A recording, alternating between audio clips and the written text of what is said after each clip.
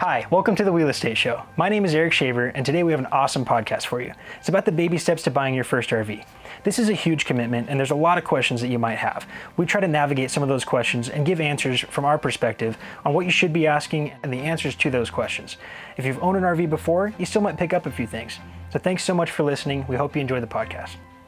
The RV world has a vehicle for you for whatever type of travel you want. Yeah. It doesn't matter if you want to put a rooftop tent on your pickup truck and go into the woods, or if you want to take a 45-foot beast that's $750,000. There's something to fit everybody's need. Sure. And so that's what drilling down, finding what that need is. And that's the biggest questions before you start on this RV purchase journey. You got to figure out how you're going to use it. There are models in every price point that fit whatever needs you might have in terms of how many people are sleeping or how long you want it and all that stuff. So come in with the price in mind.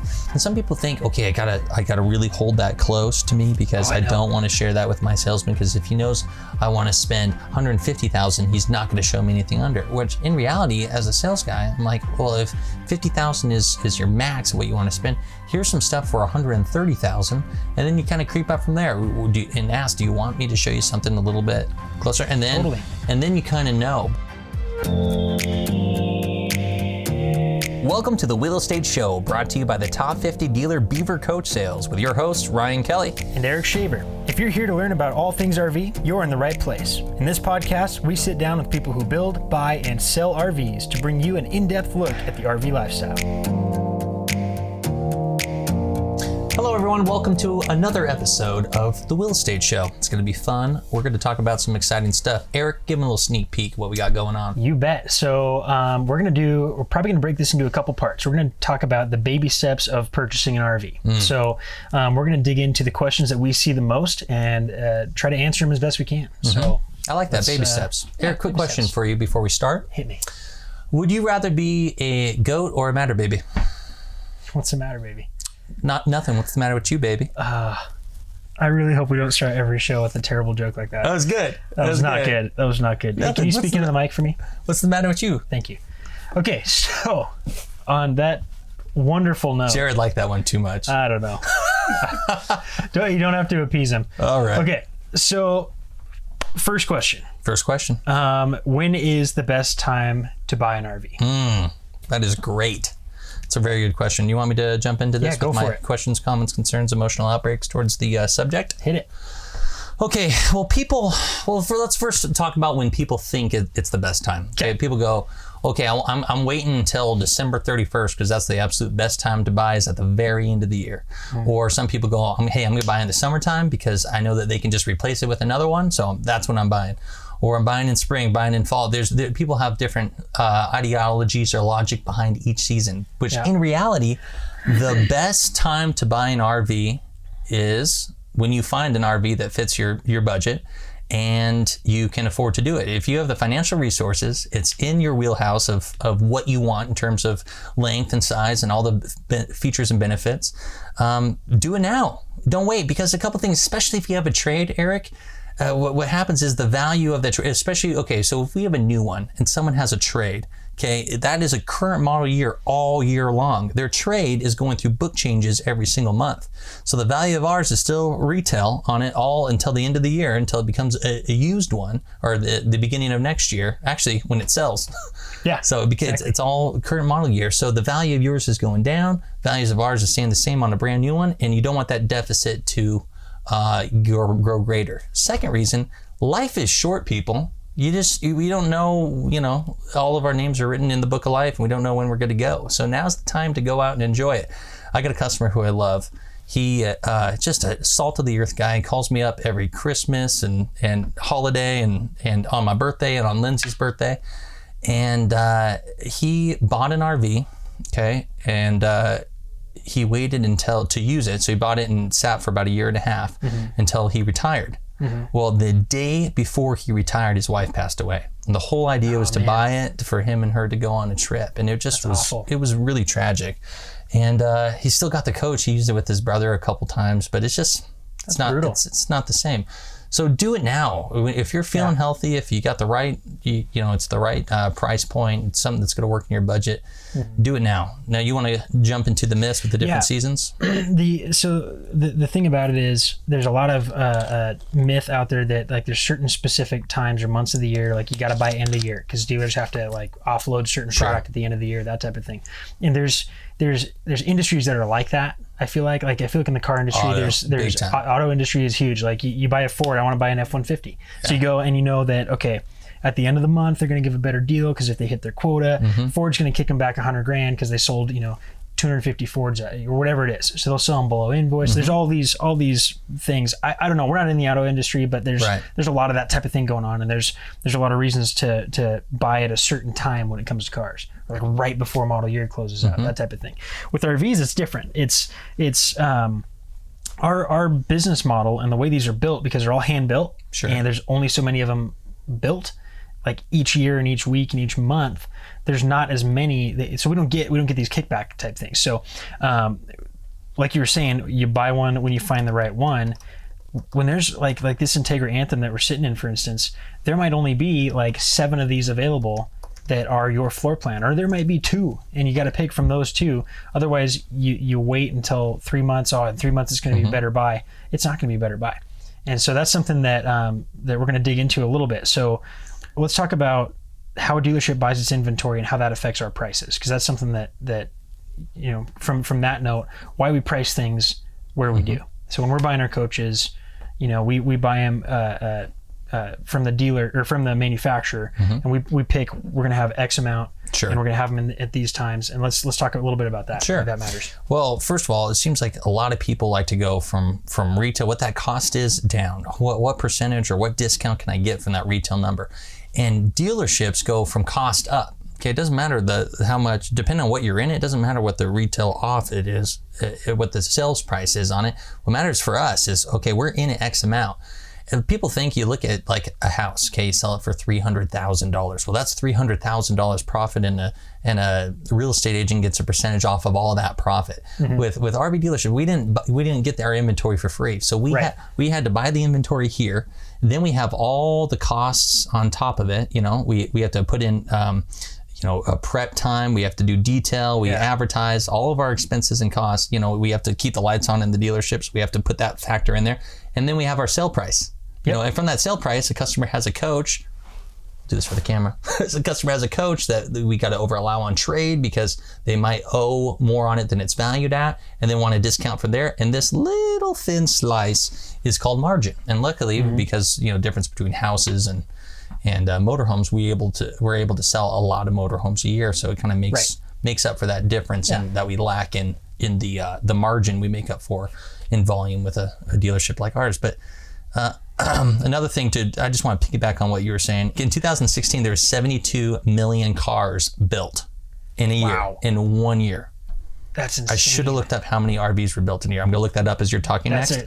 But that's a great piece of info, though. I know. That's a ton. You think about so they're constantly building cars, and that's each year. So that means there are about 72 million of last model year's cars in the market that need to be sold, because you got another 72 million coming into the marketplace. Right. And that all affects our pricing, because in auto world it's different, where they get bulk discount, they get all these things. In the RV world, there's this big myth that, oh man, you sell so many of those, you're going to get a huge discount. It doesn't operate that way. I can't tell you how many times I've had customers be like, oh, well, just sell it for a better price to the other guy. And it doesn't work that way, because we might only sell 40 of that brand that entire year. For example, Integra builds 12 coaches a week.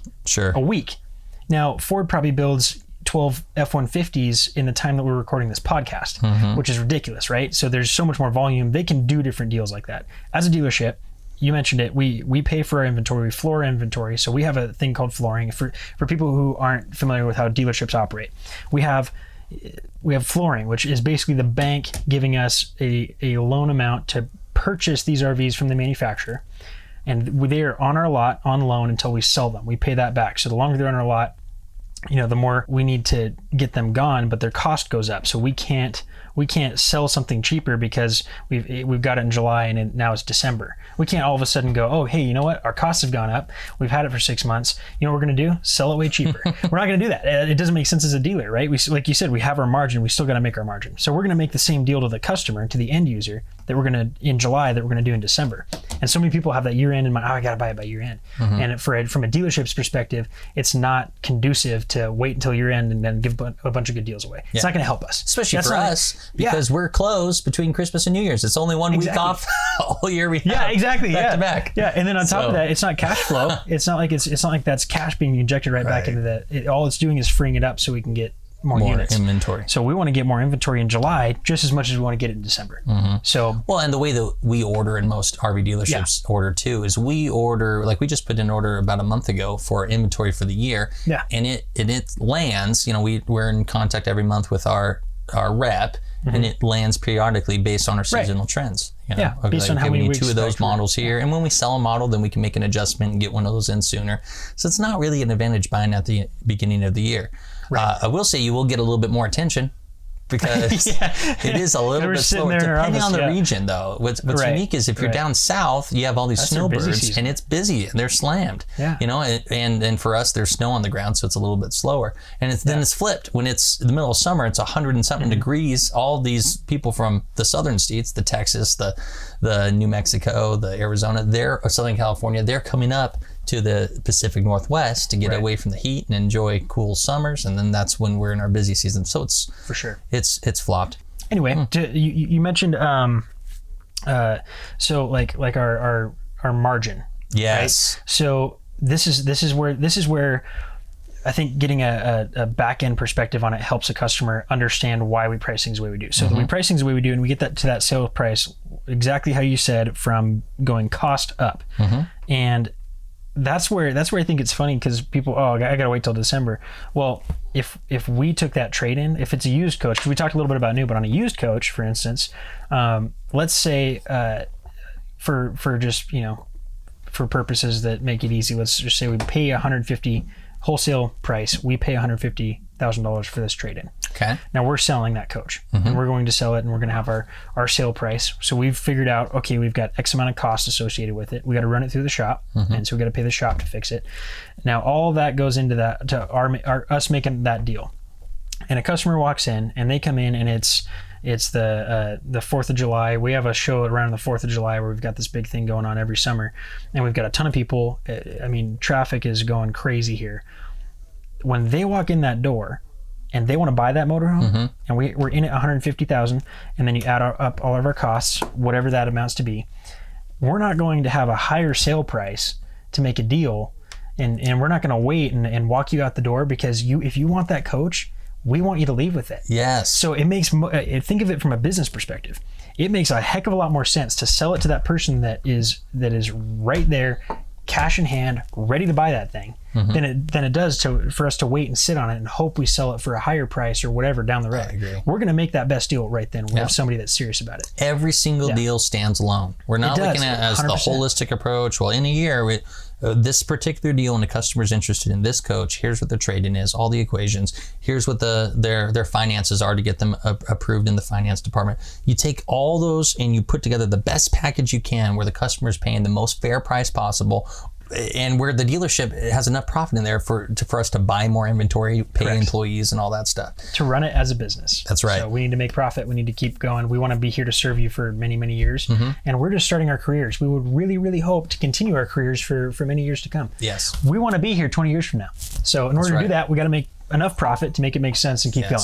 So on that note too, you come in, it's our 4th of July time sale. It's usually I think it starts right around the 10th of July, depending on the days of the week. We're having this crazy sale. We're going to sell you this coach. That same customer goes, nah, I'm going to wait 6 months because I want to buy it at a better deal. So 6 months goes by. That still cost us $150,000. Right. Plus our cost 6 months of carrying cost. Our cost does not go down. Up. They don't go down over time. You're going to sell it for less because your cost keeps going up. Yeah, exactly. We're not going to sell it to cut. Now that doesn't mean That doesn't mean that we don't need to have cash flow in winter and to move units and get stuff out. But we're going to make the best deal possible the day that you're in the dealership. We're not going to let you walk. If you want to coach, we're not going to let you walk away without making the best deal possible. I think that's like the takeaway, right? I agree. There's no best time as far as what time of year. There's certain times of year where we'll have better inventory, or we'll have more used, or we'll have more new landing, and that all comes into play. But it all depends on what coach you want. Yeah, you know? better inventory is all subjective to what is it that you want. Correct. Exactly. But it's more or less of one thing or the other. It flows. Right. It's like a wave. That's a good point. It's not better inventory, but better fit to that person's needs at that time. We might have 10 of that thing that you're looking for, and other times you might have one. So absolutely. So just to recap here, to go through when you find, when is the best time to buy an RV? When you find what you want and you're ready to buy it. And then how a dealership will buy inventory. Well, we talked about that. We do it at the beginning of the year, and we plan and just make adjustments based on what sells. So breaking the myth of buying an RV in winter. You don't necessarily get a better deal on it in wintertime than anywhere else. A smart dealership gives you the best deal anytime you're in the store and you're ready to put a deal together. We look at the numbers, and here's what makes sense. Car dealers and RV dealers are different. We're same, but different. That's why we call this the Real Estate Podcast. We're kind of like buying a house. We're kind of like buying a car. We're a hybrid. A little bit of both. There's a lot of things that apply and a lot of things that don't apply. And there's no end of the year kickbacks or rebates or anything like that. That's a car deal. Yeah. So I think those hit it right on the head. If you have more questions about that, or maybe there's an additional question somewhere in there, or something you want to add it to the show notes, and we'll figure it out. Cool. Thank you for listening to our podcast. We will get right back to it after this quick announcement. Do you like shredding some gnar up at the bump? Slaying some pow with your buddies? Living life on the edge, toe edge and heel edge, that is. Digging in the backcountry? Happy Campers Rentals is doing buy 2 nights, get your 3rd free.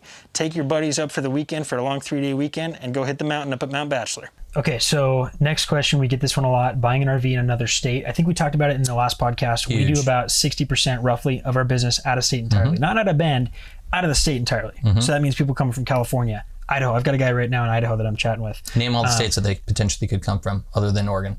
Alabama, Alaska, Arizona. I forget after that. Any state other than Oregon. Any state other than Oregon. Would be considered out of state. Except Hawaii. We don't ship to Hawaii, but you're on your own. But we get the question a lot of buying in Oregon. Okay, so you're in Washington or you're in California. We'll use these because they're close, and we get a lot of customers from here.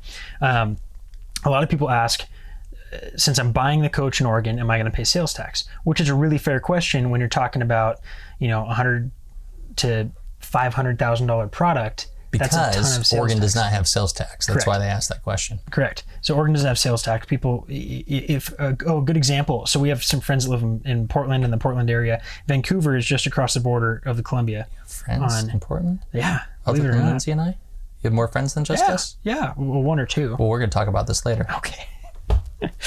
This is news to me. Listen, I didn't want you to find out like this. This is awkward.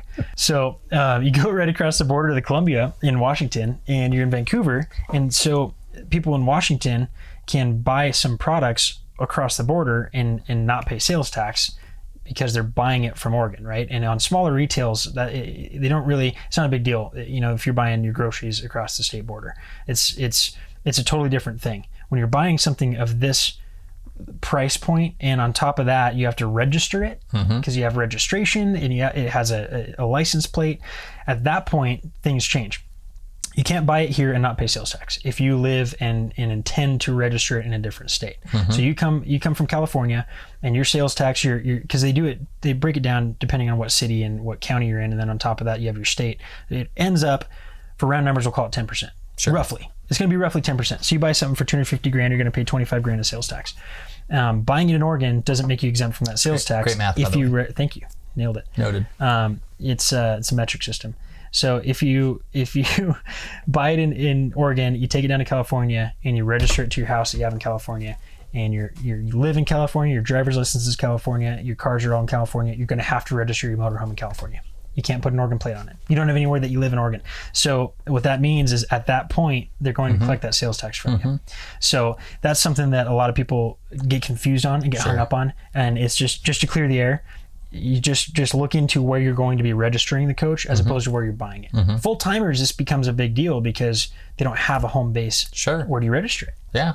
And that's a whole nother topic, and that's going to be case by case. I feel like, you know what I mean. And it's going to be an individual thing of, a lot of people will use their kid's house. They'll rent a room from their kid's house and they'll register everything and have all their mail go there. This is not taxation advice or legal advice by any means. If you'd like to talk to a lawyer, can you run like one of those? If you'd like to call to a lawyer, do we have disclaimers on this? Disclaimer. We're going to put a disclaimer on it. Yeah. But that's a different thing. And everybody's situation is different of where you can register. And that's going to be totally, you got to find out where your home is going to be, where you're going to pay bills. And people do this when they full time. They figure it out. Okay, this is going to be my home base, and they'll keep a home base. A lot of people, where that will be, they might not have like their big house and their big garage and all their stuff. I have a customer that for instance, they had a house down in Southern Oregon, and all their stuff, and then 5 acres, beautiful. Well, they sold everything and hit the road full time, but they own another house in Oregon that they rent to their kids. Right? So they own that house. That's their house. That's their address. They own it. And so that's kind of their home base, because when they are in town, they stay there for a while. Gotcha. So because of that, they're Oregon residents. Their driver's licenses are in Oregon. So there's a lot to it. Sure. Driver's license is a big part of it. If your driver's license is in that state, that's because in order to get that, it's kind of where you live, work, or worship. Yeah. Those are the big indicators. Right. Think of it like this: at the end of the year, when you're doing your taxes, where do you file your taxes? Exactly. Because you can't just file federal; you have to file state. So wherever you're filing those state taxes, that's where you're going to be registering your RV. That's where the tax is going to apply or not apply if you're in Oregon. Sure. So anyway, that's good. Do you have anything to add to that? No, you covered it, man. I think that's great. Yeah. Okay, can you buy an RV through a manufacturer? This is a great question. Great question. We get it all the time. Yes. The answer is no. You can't buy from a manufacturer. Can't buy from manufacturers. That's why we're here. That's why we have jobs. Yeah, that's what. Do you want us to not have jobs? Come on now. It's ridiculous. So the reason why you can't buy from manufacturers, the manufacturers are really, really good at one thing: manufacturing. What they're not good at is retail deliveries, because they're not set up for it. When you get something from a manufacturer, it's kind of like a giant box of IKEA where there's some assembly that still needs to happen. Some assembly required when they get here. Right. We always have multiple write-ups, 20, 30, 40, 50 things that we need to adjust in order to get it ready for a retail delivery. Another thing is you're going to have sawdust on the ground. It's going to be dirty. They're not set up for that showroom shine, ready to go, warm fuzzies that you get from a dealership. And another thing is, in order to start the warranty process with them, it has to be inspected by a dealership, and we have to fill out the warranty start card that you get from manufacturers. Right. We're kind of like just a third party that they're like a third party running everything through. It's going back to what we were talking about earlier, real estate. You can sell a house for sale by owner, but typically when you're looking to buy a house, you're not calling a bunch of owners. What you're doing is you're calling your real estate agent, and then you're saying, hey, this is what I'm looking for. These are my parameters. That's the same thing when you come in here. This is what I'm looking for. These are my parameters. And we've got a whole bunch that we can pick from. Same with the real estate agent. You can't go to one guy that owns one house and be like, hey, can you find me this? It's not going to work. And they recognize that their forte, if you will, even if you won't. Wow. Still their forte, is building, not selling. We are a selling and servicing center. We've built an entire business around that. We don't build anything except for relationships that last and love. Continue. Sorry. Where was I? Manufacturers. Okay, yeah, manufacturers. You're doing terrific. So thank you. You too. So what we do is we partner with manufacturers. Right. That's it. We have great relationships with manufacturers, but we don't build them in-house and they don't sell them in-house. Right. So we're codependent upon one another. So no, do not go pick up directly from your manufacturer. There's manufacturers that I won't name names that used to do that, and guess what? Our service center got a whole bunch of business because the manufacturer would deliver it and get it out the door. They don't have walkthrough technicians that are sitting there waiting for you. They don't have a service center ready to take that thing back in if there's little issues that come up during the walkthrough. They don't have salespeople that they hire. What walkthrough? Exactly. It's just kind of handing the keys. And it's very true. Trust us. We buy wholesale. Don't buy wholesale. Buy it through us. We will take care of you. and it's worth buying through a dealer and getting all that. So, and the manufacturers realize it, which is why we're here. On to things to consider when purchasing an RV. Yeah, let's dig in. Let's talk about how to pick your RV or your next RV. First of all, so where are you going? Are you mostly going to state parks, national parks? Are you going to little trips to the coast, little trips to the lake? Is it something where you need to get into tight spots and you want a little 24, 25 footer, maybe a 30 footer? Or is it somewhere where you are hitting the great outdoors and you're going to big RV parks with 45-foot plug-ins, and it's all about, while you're there, if you're there for a week or a month or 6 months, having slides opened up and a lot of space inside. So first of all, identify where is it that you want to go. It could be a combination of the two. Are you going to be dry camping a lot? Are you going to be plugged in everywhere you go? Do you want a real pavement pounder, something that can kind of go off the beaten path? Identifying that is kind of the first step, I think, because that's going to answer a lot of the questions under that. Well, that you're spot on too, because you come in the door and we have 80 coaches on the lot. It does not benefit anybody to look through 80 coaches, right? Because you have a spot at your house that can fit 32 feet and not an inch longer. There's no reason to walk into a 45-foot coach if you are not looking for that type of vehicle. You know, you have nowhere to put it. You don't want to use it. All you want to do is go to those national parks. So let's nail that down, figure that out. What type of travel, where are you going? That's number one. Absolutely. And then how often we'll be using it? I mean, this is a good one to decide, I think, between new and used. True. Because a lot of people who have the wherewithal to financially afford a brand new one go, we're only using it twice a year for that big 4th of July trip. You can get a used one, save some money on it, and go that direction. Other people, it's like, listen, we just retired. We're gonna hit the open road. We're going full time. Yeah. Let's get a brand new one and have it for the next 10 years. So deciding on how often you're going to be using it also should dictate a little bit of what you want to buy. Yeah. Are you a weekend warrior? You're going to be full time, and what are you doing? What are you doing? You touched on that. Like are you? Because this is another huge thing. Once we've nailed it down to a category, so we're looking at 45-foot diesel pushers. Okay. So are you towing a stacker trailer with 2 dune buggies, a boat, and are you towing? A Jeep? What are you bringing with you? What type of travel are you doing? So if you're going down to the desert to go take your dune buggies and you're hauling a stacker trailer that weighs 15,000 pounds, you got to have something that's got a motor to pull that. Oh yeah. So that will narrow it down from us. We're going to go, and torque. Right. We know that we need to get you into a big block, not a small motor, right?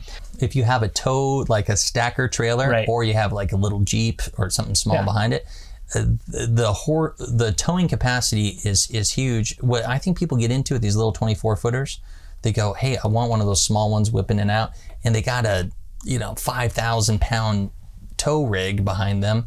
I'm talking about like the Mercedes Sprinters. That's tough going up, because on like a Class C, those ones you can pull 5,000 pounds on it for some of them, depending on which make and model you're getting. But you got to consider what you want to bring with you. Exactly, and some people, that's why we have such. I mean, the RV world has a vehicle for you for whatever type of travel you want. Yeah, we'll dig into a lot of the specifics later in different episodes, but like it doesn't matter if you want to put a rooftop tent on your pickup truck and go into the woods, or if you want to take a 45-foot beast that's $750,000. There's something to fit everybody's need. Sure. And so that's what drilling down, finding out what that need is, and that's the biggest questions before you start on this RV purchase journey. You got to figure out how you're going to use it. At this point, you probably know. Most people probably know, but a lot of those questions that they don't think about is like, oh, well, man, I want a 45-footer, but I want to go into the national parks. Okay, well, maybe we should look at a 40 or something, or a 38, and at least entertain those. And I can't tell you how many customers have come in and gone, I got to have a 38-footer. I can't go anything bigger. And they leave with a 45-footer. Yeah. Because for their travel style, the more we talk about it, the more we dig into it, well, I'm just taking it down to this lot, in Arizona. Okay. Well, then get that 45-footer that fits all the other needs, because it hit all the other boxes, but I want a 38. And a lot of it's perception, but knowing how you're using it, what you're bringing with you, where you're planning on going. Are you going to little lots on the coast, or are you going to those big lots down south?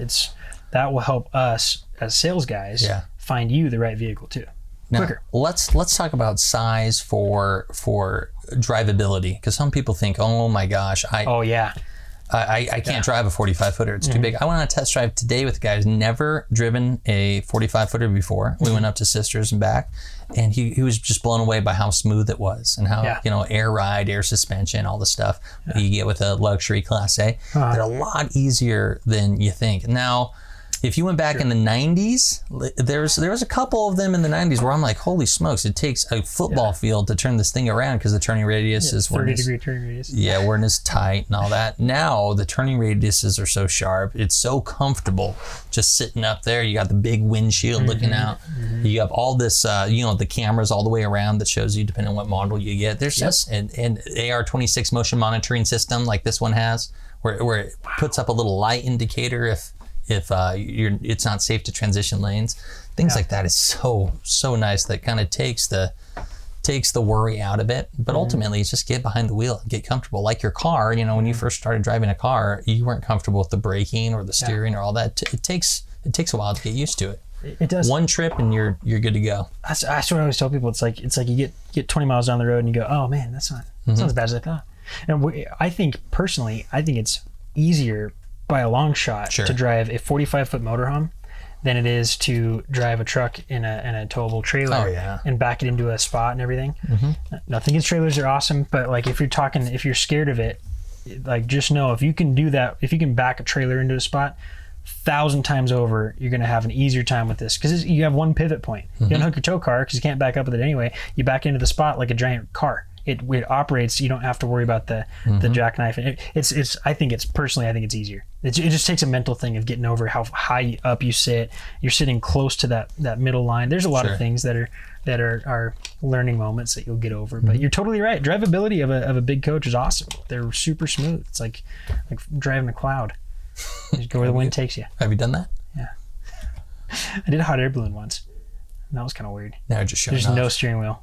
So you just you're just like, we're gonna land over there, or we're not. Just aim for the bushes. Aim for the bushes.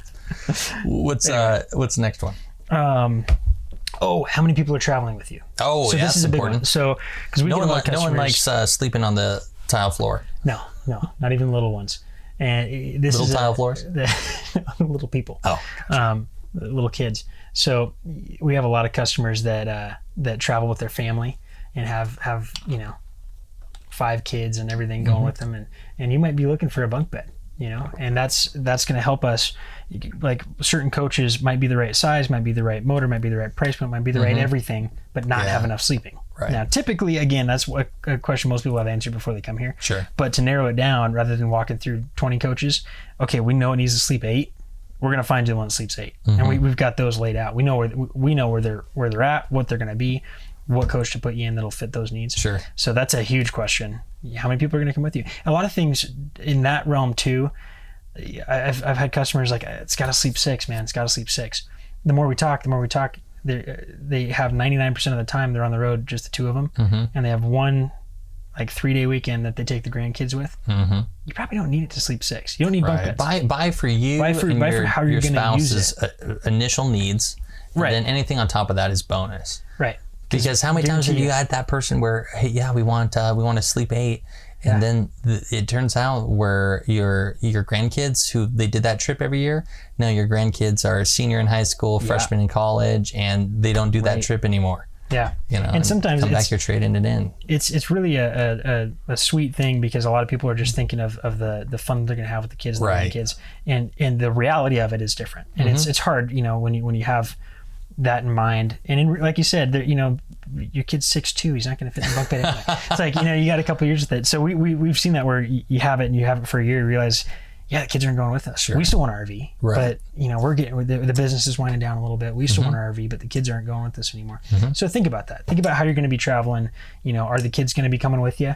Are they small enough where they can fit on that little pull-out bed and be comfortable? When they're 2, 3, 4, they're going to be fine. You can sleep on one pull-out bed and have everybody covered. So that's another thing when to consider when you're thinking about the purchase is who's coming with you. Now I got to bring it up. It's the big P. It's price.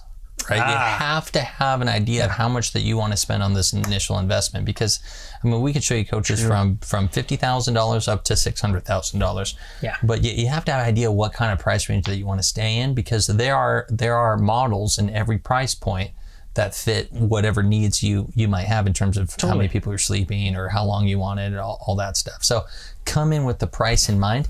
And some people think, okay, I gotta really hold that close to me because I don't want to share that with my salesman, because if he knows I want to spend $150,000, he's not going to show me anything under. Which in reality, as a sales guy, I'm like, well, if $50,000 is your max of what you want to spend, here's some stuff for $130,000, and then you kind of creep up from there and ask, do you want me to show you something a little bit closer? And then you kind of know. But if you know 150 is the max on it, if showing people things a little bit below that, it gives them room in there for, first of all, to get approved, because nothing's more frustrating than you come in, they want to spend $150,000, and then they realize, oh, we can't get 30 years on this like a house, we only get 20 years, so our monthly payment gets to here, and all of a sudden you're on too much coach, but you've fallen in love with that $150,000 when really that $130,000 is going to fit all those needs, but aren't able to get approved on it, and then it kind of takes the wind out of your sales there when something like that happens. So it's not fun. Keep in mind what it is, and your sales guy's got to work with you.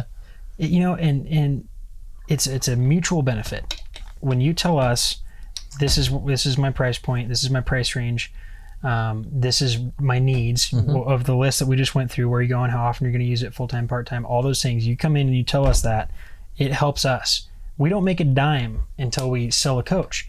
The benefit of that is that we're going to find you a coach that works for you and fits your budget. Otherwise, we're not going to get paid. So we want to do everything in our power to help you find that perfect thing. You have financial invested interest in finding the right coach that fits all of their needs. If we don't find the right coach, then we're not doing our job. And that's, it helps us do our job and take care of the customer when you help us. Yes, help me help you. The more pieces of the puzzle that you get, the easier it is for you and smoother it is for you to find the right coach. And it just, no one likes this. Now, we spend every day at a dealership, but no one likes to come to a dealership and spend all day and then leave with nothing to show for it. You didn't find the right coach, you didn't test drive the right one. And that's just a salesman not doing their job, because if by the end of the day you can't find anything that fits what they're looking for. I remember my dad was buying a house when we were up in Washington, and it took us probably 7 or 8 months to find a house, because the problem was we kept going and I can't tell you how many times, like after school, he'd pick us up. Okay, we're gonna go look at a house, and it got to the point where it was obnoxious because we were looking at all the wrong stuff. And it's like, hey, this is what I want. Well, this is kind of close. And it was totally not kind of close. But that was the poor sales experience when they weren't listening to the needs of the customer. And my dad is a very, very direct, honest person. He's going to tell us, he said exactly what we wanted. It took us 8 months to find a house that we probably could have found in 2 or 3 had somebody listened and gone, oh, that's what you need. Okay, well, I'll call you when that one comes up. If they're focused on helping you buy a house instead of focused on selling you a house. Now, on the flip side, had my dad said, I want this, and was either you hadn't thought it through, we weren't qualified for it, that he didn't have a price in mind, we could have done the same exact thing in the opposite sense. And that's from a customer's perspective. As sales guys, what we want is, like you said, give us everything you possibly can of what you're looking for, so that we can find that and not take 8 months to find you a coach. We might have the perfect thing sitting there, but I don't know that because you didn't tell me what you need. So we'll do some investigating too. If you say for this reason, okay, so why for that reason? Okay, that makes sense. Kind of help talk you through it a little bit as well. Or maybe we know something that you didn't know, like, oh yeah, we're gonna go to national parks. That's why we want a 45-footer. And you go, well, getting in there might be a little trickier. Sure. Yeah. And then what about? I was just, because I didn't want to skip through this without mentioning it. If you're off-roading. So this goes back to where you go. If you're kind of out in the boonies, you're out there, what are some things to keep in mind for the consumer when they're considering that? Not being plugged into 50 amp. That's a good question. So we're in a really cool time in the RV industry, because a lot is happening in the realm of the dry camping world. Because we're in a time where tiny houses are all the rage, and all of our generation is like getting off grid. And my wife, for example, works in Hawaii from Bend, because she works out of our house, because you can do that. You can telecommute, you can work online or anywhere you It's have not an even internet tele connection. anymore. Now It's just commuting. intercommute. Internet. I don't know. There's a word for it, I'm sure. Sure. Anyway, she works just wherever she has an internet connection. She can work and do her job. We were in Texas for Christmas, and she's sitting on the couch doing her thing, and gets a full day of work in, and everything's good to go. Our generation's doing that where they can get off road. The van life. The van life is a huge movement. I'm sure everybody's heard of that at this point. But those Mercedes vans and Sprinter vans like you're talking about. So. We should probably have a whole episode on this, but I'll touch on a couple points that you're mentioning. So like getting off road, getting off grid, dry camping. Things that you need to consider are, where's your power source coming from? How often are you able to fill and dump your tanks? What size are those tanks going to be? So if you are off road, you got to think of all these things, and you got to learn about them and understand.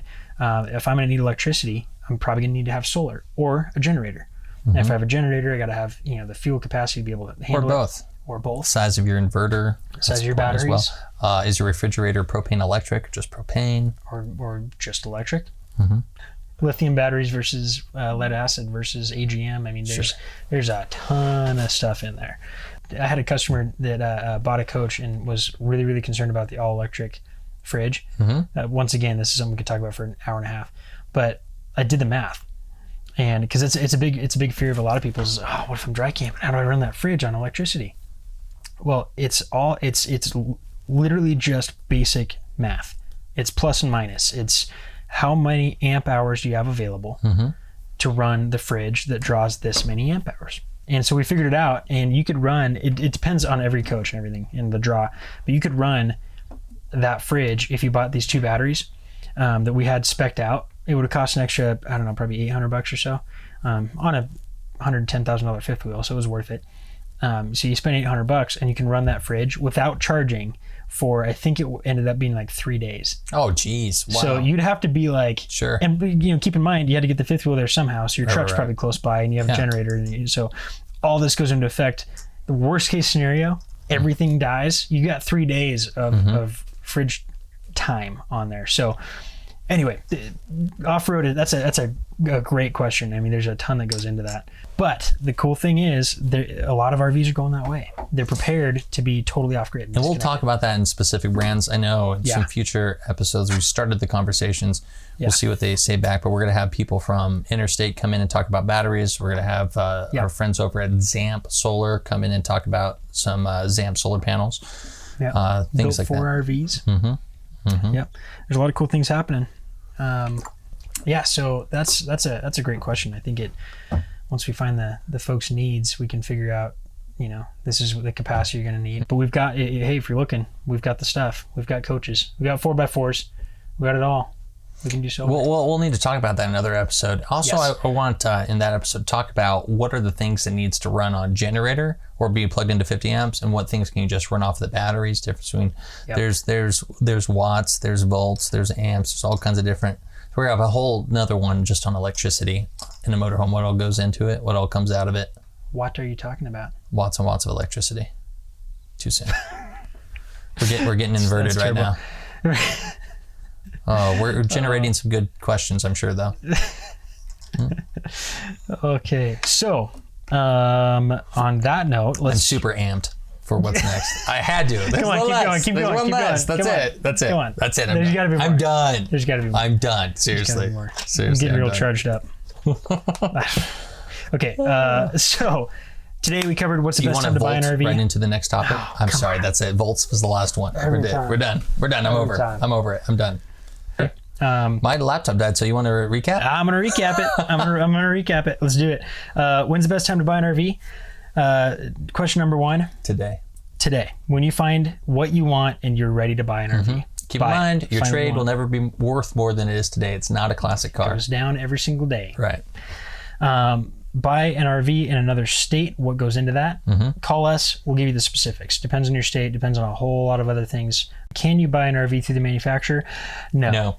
Nor do we recommend it. If you could. Nor should you. Yeah. Things to consider when purchasing an RV. We kind of went over that list. So before you come in here, do as much as you can to answer these questions for yourself and for your family. Where are you going to be taking it? What type of travel are you going to be doing? What are you going to be bringing with you? Who are you going to be bringing with you? And what you're going to tow. what you're going to tow. I think that covers it. I think so. That pretty much covers it. Yeah. So that's the baby steps. Next time we're going to go into what happens when you walk through our door. What is the sale process? How we can help you. Oh, it's going to be exciting. That's going to be a good one. Thank you very much for listening to this episode 3 of the Real Estate Podcast. Covered a lot of stuff here. If you have any questions, comments, concerns, emotional outbreaks, make sure that you add your comments below, and we'll make sure to address those in a future podcast. If you liked it, please subscribe. If you didn't like it, please subscribe anyway, because we need the views. Just gotta keep pumping those up. That's right. And my guess is right now, if you're listening to this, you're driving somewhere across the middle of the United States, and you're out there in your RV seeing the beauty of the country, and you're like, honey, what is this podcast? I don't know. Your weird cousin Mike, he told us to start listening to it. You're like, Mike's not weird, he's just misunderstood. And and you're listening to this right now, and you're traveling across the country, and that's great. Keep doing what you're doing. That's awesome. do you drive the Cousin Eddie special? Do you drive a Rolls Can Hardly? Rolls down hills? Can hardly make it up them? The old jalopy getting you down? Well, we have the promotional for you. 10% off discount at Beaver Coach Sales parts and service right now going on. Book your appointment, come on in, and get that old sled fixed right up. We'll see you soon. Thank you so much for listening to another episode of The Real Estate Show. There are a bunch of questions out there though, and we would love to answer every single one of them. So feel free to reach out and we would love to talk to you. We have new podcasts coming out every 2 weeks, so keep an eye out for the next one. I'm Eric Shaver, and we will see you down the road.